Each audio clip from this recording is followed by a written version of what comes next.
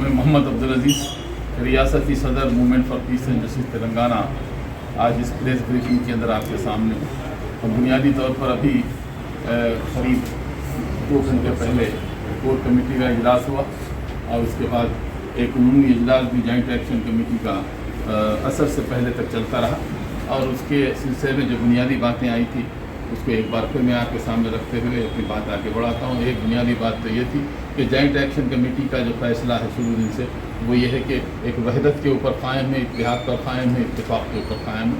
हम किसी की मुखालिफत नहीं करते, किसी से इस तरह का इख्तलाफ नहीं रखते और ना हम लोगों के लिए कोई चैलेंज है, ना लोग हमारे लिए कोई चैलेंज है। ये एक बाहमी ताउन और बाहमी समझिए कि इश्तराक की एक फ़िज़ा है जो मिली और मुल्की मसाइल के सिलसिले में हमने शुरू दिन से इख्तियार की है। उसमें CA NRC के अंदर हमारी कामयाब मिलीनियम मार्च इसी पॉलिसी का नतीजा था।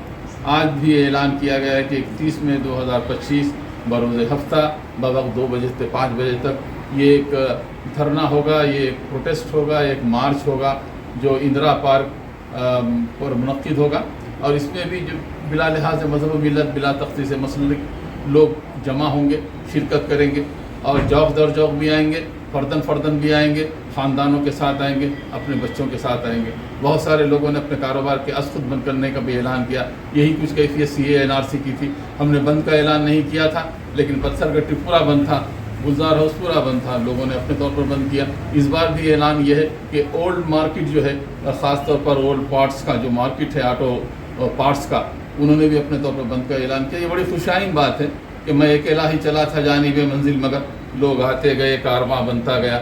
यही सूरत हाल है और इसी बुनियाद के ऊपर हम एक बार फिर आप तमाम से अपील करते हैं कि इस मार्च को एक तारीख़ी मार्च बनाएं और अपनी वहदत का सबूत दें और कोई ऐसी चीज़ इख्तियार ना करें जिससे फ़िरक़ा वाराना मुनाफिरत, तबक़ाती कशमकश, लिसानी अज़वियत और फ़साद फ़िल अर्ज़ रूनुमा होता हो।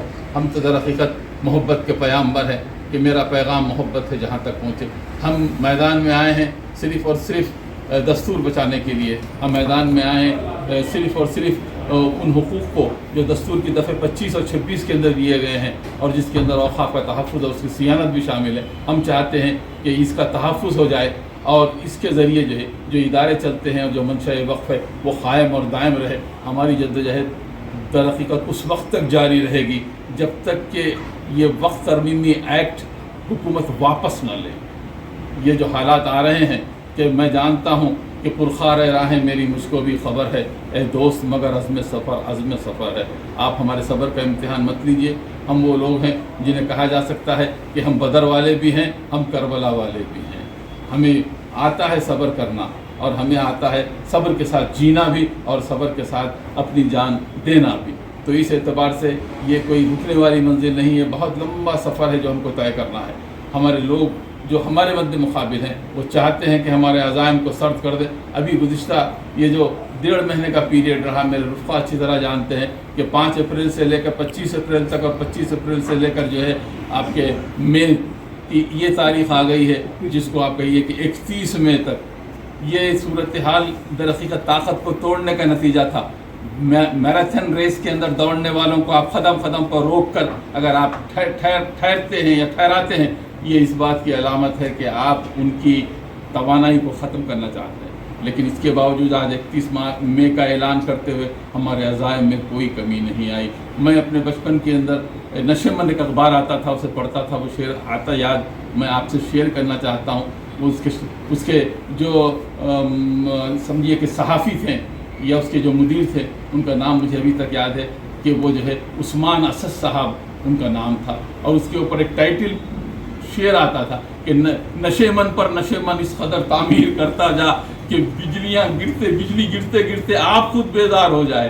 तो हम कभी बेजार होने वाले नहीं हैं। नशेमन तो गिरेगा, नशेमन तो जलेगा, लेकिन फिर वाक़ई हमारे अज़ाइम नहीं जलेंगे। हम इन टूटे हुए परों से फिर परवास करने का आज़म लेकर मैदान के अंदर आए हैं। आपका साथ होगा तो इंशाअल्लाह आइंदा के मराहिल भी बड़े आसान होंगे।